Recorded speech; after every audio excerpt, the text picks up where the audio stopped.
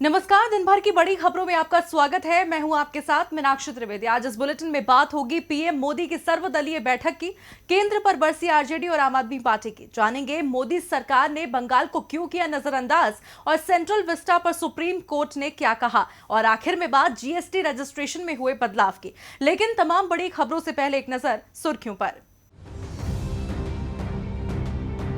उत्तराखंड के देहरादून में दोगुने किराए के साथ फिर दौड़नी शुरू हुई सिटी बसें। कांग्रेस ने किया राज्य सरकार का विरोध। पिछले 3 महीने से बंद चल रही थी सिटी बस सेवा। छत्तीसगढ़ में अगस्त से लागू होगा one nation one ration card का सिस्टम। केंद्र से 3 महीने के लिए और मांगा खाद्यान्न। प्रवासियों को जुलाई में भी मिलेगा मुफ्त चावल।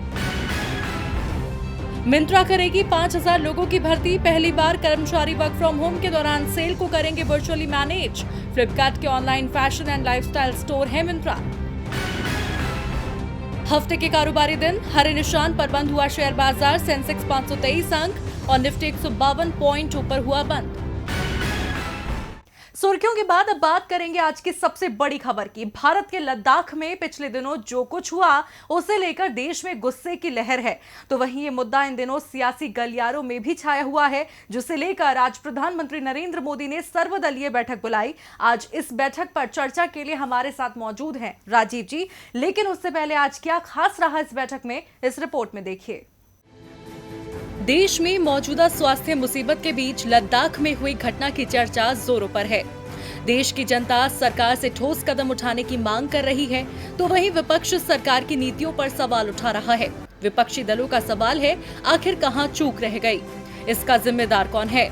इसी बीच आज सभी की नजरें टिकी थी प्रधानमंत्री नरेंद्र मोदी की बुलाई सर्वदलीय बैठक पर। दरअसल काफी वक्त से लद्दाख मामले पर विपक्ष केंद्र की नरेंद्र मोदी सरकार से सर्वदलीय बैठक बुलाने की मांग कर रहा था, जिसके बाद गुरुवार को सरकार ने फैसला लिया और सभी दलों के प्रमुखों को आज बैठक में बुलाया। इस बैठक में 17 दलों के प्रमुखों को न्योता दिया गया, जिसमें कांग्रेस की कार्यकारी अध्यक्ष सोनिया गांधी और एनसीपी प्रमुख शरद पवार, शिवसेना प्रमुख उद्धव ठाकरे समेत कई दलों के नेता मौजूद रहे। विपक्ष की ओर से सरकार को इस मुद्दे पर खुलकर समर्थन दिया गया। विपक्ष ने सरकार को भरोसा दिलाया कि वो जो भी उचित कदम उठाएगी सभी दल उसका समर्थन करेंगे। ये वक्त एकजुटता दिखाने का है। इससे पहले शिवसेना की ओर से कहा जा रहा था कि एफडीआई को लेकर एक राष्ट्रीय नीति बनाई जानी चाहिए, क्योंकि यदि एक राज्य राष्ट्रहित में किसी एफडीआई को रद्द कर दे तो कहीं ऐसा ना हो कोई दूसरा राज्य उसे अपने यहाँ आने का न्योता दे दे। अब रुख करते हैं राजीव जी का। राजीव जी, आपका स्वागत है। धन्यवाद मीनाक्षी। राजीव जी, लद्दाख में जो कुछ हुआ उससे पूरे देश में उबाल है। विपक्षी दल भी सरकार को घेर रहे थे, जिसके बाद आज सर्वदलीय बैठक बुलाई गई, जिसमें विपक्ष ने लद्दाख मामले पर सरकार के साथ की बात कही। इसे आप कैसे देखते हैं? देखिए मीनाक्षी, ये अच्छी बात है कि एक गंभीर मसले पर आज पीएम ने सर्वदलीय बैठक बुलाई, लेकिन आश्चर्यजनक है कि इस बैठक को भी मोदी जी और उनकी सरकार ने राजनीति के चश्मे से देखा, क्योंकि इसमें कई छोटे दलों को शामिल नहीं किया गया। अगर किसी दल का एक भी सांसद है तो वो सर्वदलीय बैठक में शामिल होने का हक रखता है, लेकिन मोदी जी और उनकी सरकार के अपने हिसाब किताब हैं और वो उसी ढर्रे पर काम करती है। मगर जब देश सीमा पर घिरा हुआ है, देश के जवान चुनौतियों का सामना कर रहे हैं, देश की रक्षा के लिए जी जान एक किए हुए हैं, ऐसे वक्त में तो राजनीति नहीं होनी चाहिए। देश के अंदरूनी हालात पर जितनी मर्जी हो उतनी राजनीति कर लीजिए, मगर जब बात पूरे देश की हो तो दलीय राजनीति से बाहर निकलकर खुले मन से सबकी बात सुननी चाहिए। खैर, विपक्ष लगातार सरकार को साथ देने और हर मुसीबत में कंधे से कंधा मिलाकर चलने की बात कह रहा है, लेकिन अंततः डिसीजन तो मोदी सरकार को लेना है। एक दूसरी बात यह भी इन दिनों चल रही है मीनाक्षी कि हमें चीनी प्रोडक्ट्स का बहिष्कार करना है, लेकिन इसके लिए भी निर्णय सरकार को ही लेना होगा। जब तक सरकार खुद आगे आकर के दोनों देशों के बीच चल रहे व्यापारिक संबंध को खत्म नहीं करेगी, तब तक पूरी तरह से चीनी सामान भारत आना बंद नहीं होगा। लेकिन सवाल उठता है कि क्या इस हद तक मोदी सरकार जाएगी? फिलहाल तो सरकार को विपक्ष का साथ मिला हुआ है और वो ऐसे मौके पर उसे चाहिए कि देश हित में फैसले ले, ताकि देश और जनता दोनों सुरक्षित रहें। बहुत बहुत धन्यवाद राजीव जी आपका तमाम जानकारी के लिए। अब बढ़ते हैं अपनी अगली खबर की ओर। देश में स्वास्थ्य हालात को लेकर पहले ही सरकार की चिंता बढ़ी हुई है, जिसे लेकर विपक्षी दलों का सरकार की घेराबंदी करने का सिलसिला जारी है। तो वहीं पड़ोसी देश की हिमाकत ने भी देश की सियासत में नया उबाल ला दिया है। इसी बीच आज पूरे मुद्दे पर चर्चा के लिए प्रधानमंत्री नरेंद्र मोदी ने सर्वदलीय बैठक बुलाई, मगर उस पर भी नया बखेड़ा खड़ा हो गया। क्या है पूरा मामला, इस रिपोर्ट में देखिए।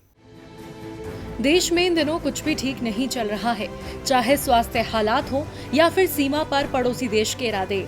अब सरकार जहां स्वास्थ्य मुसीबत से निपटने को लेकर कई बार विपक्ष और राज्यों के मुख्यमंत्रियों से चर्चा कर चुकी है, तो वहीं अब सीमा मामले पर भी चर्चा की शुरुआत हो चुकी है।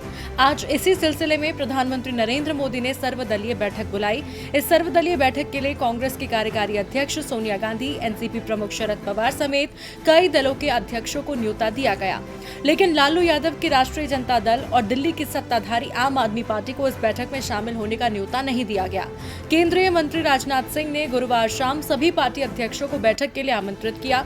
वहीं आरजेडी के तेजस्वी यादव ने एक ट्वीट करते हुए सवाल किया कि उनकी पार्टी को आमंत्रित क्यों नहीं किया गया।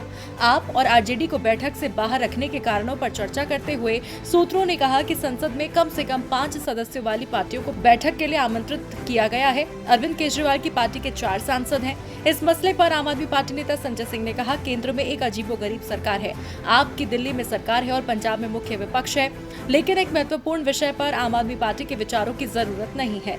देश इंतजार कर रहा है कि प्रधानमंत्री बैठक में क्या कहेंगे। बैठक में शामिल होने के बारे में दिए गए स्पष्टीकरण पर आरजेडी नेता मनोज कुमार झा ने कहा, हमारी पार्टी के पास 5 सांसद हैं और इसे सूची में शामिल करना चाहिए था। झा ने कहा, सर्वदलीय बैठक का मतलब ये होना चाहिए कि हम सभी को अपने विचारों को सामने रखने की अनुमति दी जानी चाहिए, लेकिन केंद्र ने ऐसा नहीं किया। अब आम आदमी पार्टी और आरजेडी के तेवर तो बेहद तल्ख है, लेकिन देखना होगा कि केंद्र कोई जवाब देता है या नहीं।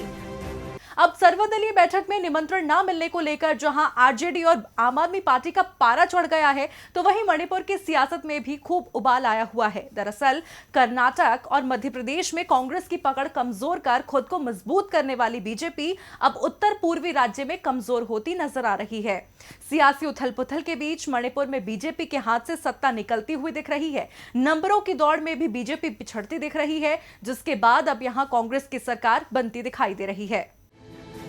क्या अपनों की नाराजगी बीजेपी पर पड़ेगी भारी? क्या मणिपुर में गिर जाएगी बीजेपी की सरकार? क्या अब सूबे में बनेगी कांग्रेस सरकार? ये वो सवाल हैं जो उस वक्त से सियासी गलियारों में बुलंद हो रहे हैं जब से मणिपुर बीजेपी के अपने और सहयोगी दलों के नेता नाराज नजर आ रहे थे। इतना ही नहीं, सूबे में बीजेपी की साथ ही नेशनल पीपल्स पार्टी के 4 और बीजेपी के 3 विधायकों ने तो पार्टी से नाता भी तोड़ दिया है। 7 नेताओं के सरकार का साथ छोड़ने के बाद अब इस राज्य में कांग्रेस ने सरकार बनाने के लिए अपनी ओर से तैयारियां शुरू कर दी हैं। खबरों के अनुसार कांग्रेस ने राज्यपाल से मिलकर फ्लोर टेस्ट कराने की मांग भी कर दी है। इसके साथ ही कांग्रेस ने पूर्व मुख्यमंत्री ओकराम इबोबी सिंह को नई सरकार के लिए अपना नया नेता भी चुन लिया है। एनडीए सरकार से अलग होने वाले नेशनल पीपल्स पार्टी के अध्यक्ष थांगमलेन किपगेन ने इस संबंध में जानकारी दी है। आपको बता दें, इन सभी विधायकों ने कांग्रेस का दामन भी थाम लिया है। उन्होंने बताया कि हमने राज्यपाल से विधानसभा सत्र बुलाने और इबोबी सिंह के नेतृत्व में नवगठित सेक्युलर पीपल्स फ्रंट को सरकार बनाने के लिए आमंत्रित करने का आग्रह किया है। आपको बता दें, नए राजनीतिक घटनाक्रम के बाद मुख्यमंत्री के खिलाफ विधायकों की संख्या अब 29 हो गई है। सीएम बीरेंद्र सिंह के समर्थन में 23 विधायक हैं, जिनमें बीजेपी के 18, नगा पीपल्स फ्रंट के 4 और एलजेपी का 1 विधायक है। साल 2017 में 60 सदस्यीय मणिपुर विधानसभा चुनाव में कांग्रेस 28 सीटें जीतने के बाद सबसे बड़ी पार्टी बनकर उभरी थी, जबकि बीजेपी के खाते में 21 सीटें आई थी। एनपीपी और नगा पीपल्स फ्रंट के 4 विधायक भी चुनाव में जीते थे। वहीं दूसरी ओर एलजेपी, टीएमसी और एक निर्दलीय उम्मीदवार ने एक सीट जीती थी। सभी गैर कांग्रेसी और एक कांग्रेस विधायक टी श्याम कुमार के बीजेपी को समर्थन देने के साथ ही गवर्नर नजमा हिमतुल्लाह ने बीजेपी को सरकार बनाने के लिए आमंत्रित किया था। लेकिन अब हालात बदल चुके हैं। ऐसे में अब मौजूदा स्थिति को देखकर सूबे में बीजेपी के कमल का मुरझाना तय माना जा रहा है। देखना होगा कि आने वाले दिन मणिपुर की सियासत में क्या कुछ हलचल लेकर आते हैं। अब मणिपुर में इस परेशानी से बीजेपी उबर पाएगी या कांग्रेस सरकार बनाएगी, ये देखना होगा। वहीं देखना यह भी होगा कि सरकार की आने वाली रोजगार योजना को लेकर पश्चिम बंगाल में क्यों उथल पुथल मची हुई है। दरअसल गरीब कल्याण रोजगार अभियान का उद्घाटन 20 जून को खुद प्रधानमंत्री मोदी करने वाले हैं। योजना से जुड़ी बड़ी बातों के बारे में केंद्रीय वित्त मंत्री निर्मला सीतारमण ने जनता को जानकारी दी, लेकिन इस योजना को लेकर ममता सरकार ने केंद्र पर बंगाल को नजरअंदाज करने का दोष मढ़ दिया है। देश में पूर्णबंदी के दौरान प्रवासी कामगारों को जिन समस्याओं का सामना करना पड़ा, उसने केंद्र की मोदी सरकार को कटघरे में खड़ा कर दिया। तमाम विपक्षी दलों ने सरकार को गरीब और श्रमिक विरोधी बताया, जिसके बाद अब आखिरकार सरकार ने प्रवासी गरीब श्रमिकों के लिए एक योजना का खाका तैयार किया, जिसकी जानकारी केंद्रीय वित्त मंत्री निर्मला सीतारमण ने जनता को दी।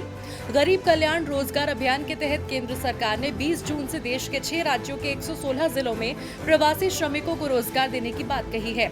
पीएम नरेंद्र मोदी बिहार के खगड़िया जिले से इस स्कीम की शुरुआत करेंगे। इसी बीच योजना को लेकर राजनीति भी शुरू हो गई है। पश्चिम बंगाल सरकार के वरिष्ठ अधिकारी ने कहा, यह आश्चर्यजनक है कि केंद्र की ओर से उन जिलों की लिस्ट भी नहीं मांगी गई जहां स्कीम के तहत काम कराए जा सकते हैं। उन्होंने कहा कि हम नहीं जानते कि आखिर क्यों केंद्र सरकार ने पश्चिम बंगाल को लिस्ट में शामिल नहीं किया। उन्होंने कहा कि राज्य में बीते 2 महीनों में 11 लाख प्रवासी कामगार वापस लौटे हैं। केंद्र सरकार का कहना है कि उसकी ओर से ऐसे जिलों को इस स्कीम के लिए चुना गया है जहां 25,000 से ज्यादा प्रवासी कामगार दिल्ली, मुंबई जैसे बड़े शहरों से वापस लौटे हैं। एक अन्य अधिकारी ने कहा कि पश्चिम बंगाल के कम से कम 6 जिले मालदा, मुर्शिदाबाद, वीरभूम, कूच बिहार, दक्षिण 24 परगना और पुरुलिया इसमें शामिल किए जा सकते थे।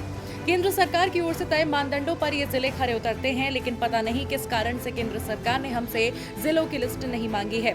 पश्चिम बंगाल सरकार ने कहा कि ये समय राजनीति करने का नहीं है, बल्कि ऐसे लोगों की मदद करने का है जिन्हें इस मुसीबत के दौर में अपना रोजगार गंवाना पड़ा है। तृणमूल कांग्रेस के सूत्रों ने कहा कि बीजेपी सरकार ने एक तरह से राज्य को नजरअंदाज करने का काम किया, क्योंकि सूबे में तृणमूल कांग्रेस की सरकार है। खैर, बीजेपी और टीएमसी के बीच तल्खियां तो कई बार देखने को मिली हैं। अब बंगाल सरकार केंद्र कोई जवाब देता है या नहीं, ये देखना होगा। वाकई अब बंगाल सरकार के इस शिकायत पर केंद्र क्या जवाब देती है, ये तो वक्त बताएगा। लेकिन आज कुछ सवालों के जवाब तो सुप्रीम कोर्ट ने भी केंद्र से मांगे हैं। दरअसल सेंट्रल विस्टा प्रोजेक्ट को केंद्र सरकार अपनी उपलब्धि के तौर पर तेजी देने का काम कर रही है, तो वहीं विपक्ष इसे पैसों की बर्बादी के तौर पर देख रहा है, जिसके चलते ये प्रस्तावित प्रोजेक्ट का मामला सुप्रीम कोर्ट पहुंच गया, जिस पर सुप्रीम कोर्ट में आज सुनवाई हुई। तो इस मुद्दे पर क्या रहा सुप्रीम कोर्ट का रुख, देखिए रिपोर्ट में। स्वास्थ्य मुसीबत के मद्देनजर जब से कांग्रेस अध्यक्ष सोनिया गांधी ने अपने पत्र में सेंट्रल विस्टा प्रोजेक्ट को स्थगित करने की मांग की, तब से ये मामला सुर्खियों में छाया हुआ है। केंद्र की प्रस्तावित सेंट्रल विस्टा प्रोजेक्ट को चुनौती देने वाली याचिका पर सुप्रीम कोर्ट में आज सुनवाई हुई। सुप्रीम कोर्ट ने काम रोकने की दायर याचिका पर सुनवाई के दौरान कहा, प्राधिकरण को काम करने से कैसे रोक सकते हैं। इसका मतलब है कि संसद की नई इमारत और अन्य सरकारी भवनों के निर्माण के प्रोजेक्ट पर काम नहीं रुकेगा। सुप्रीम कोर्ट ने कहा, अगर अदालत में मामले की सुनवाई के दौरान सरकार प्रोजेक्ट पर काम जारी रखती है तो ये उसकी कीमत पर है। साथ ही सुप्रीम कोर्ट ने याचिकाकर्ता को याचिका में बदलाव करने की इजाजत दी और कोर्ट ने केंद्र को जवाब दाखिल करने को कहा है। अब अगली सुनवाई 7 जुलाई को होगी। आपको बता दें, केंद्र सरकार का ये प्रस्तावित प्रोजेक्ट 20,000 करोड़ रुपए का है। आखिर क्या है ये प्रोजेक्ट? दरअसल नए संसद भवन का निर्माण जिस जमीन पर किया जा रहा है, ये पार्क बनाने के लिए छोड़ा गया था। अब 9.5 एकड़ इस जमीन पर संसद भवन का निर्माण किया जाएगा। इस प्रोजेक्ट को सेंट्रल विस्टा प्रोजेक्ट कहा जाता है। राष्ट्रपति भवन, मौजूदा संसद भवन, इंडिया गेट और राष्ट्रीय अभिलेखागार की इमारत को वैसा ही रखा जाएगा। सेंट्रल विस्टा के मास्टर प्लान के मुताबिक पुराने गोलाकार संसद भवन के सामने गांधी जी की प्रतिमा के पीछे नया तिकोना संसद भवन बनेगा। नए संसद भवन में दोनों सदनों लोकसभा और राज्यसभा के लिए एक इमारत होगी, लेकिन सेंट्रल हॉल नहीं बनेगा। अब सरकार का जोर तो इस प्रोजेक्ट को जल्द से जल्द अमल में लाने पर है। चर्चा है, इस प्रोजेक्ट को तैयार होने के बाद इसे सत्ता का नया गलियारा कहा जा सकता है। हालांकि विपक्ष सेंट्रल विस्टा परियोजना पर सरकार की जल्दबाजी पर ऐतराज जता रहा है।